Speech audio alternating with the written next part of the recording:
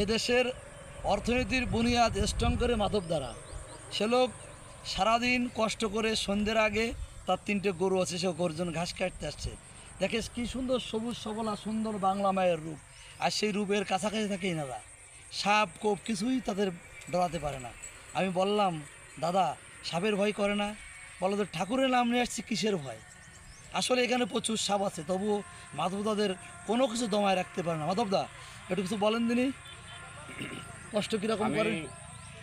ভোর 6:30 7টার দিকে আমি ভাত নিয়ে বেরোয় যাই কাজে। হ্যাঁ, সেখান থেকে আমি 2টো পর্যন্ত আমি কন্ট্রাক্টারি কাজ করি।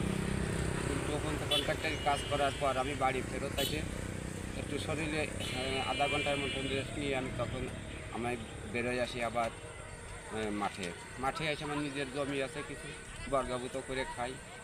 তাতে কিছু ধান হয় সারা বছর, আমি তাতেই আমার চলে। আর এই যে ঘাস কাটা একটা গাভী আছে, একটা বাচ্চা দিয়েছে মাসখানে, তা 2-3 কেজি 4 কেজি দুধ হয়।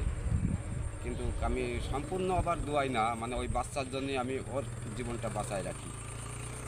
এভাবে আমার জীবনযাপন। 3টে ছেলে মেয়ে আছে, আমি তাদের লেখাপড়া শিখাইছি, এটাই। আসলে মাধবদারা বেঁচে থাকবে যুগ যুগ ধরে, যুগ যুগ ধরে মাধবদারা অর্থনীতি স্ট্রং করবে, কিন্তু বিনিময়ে তারা কিছুই চাইবে না, কিছুই পাইবে না।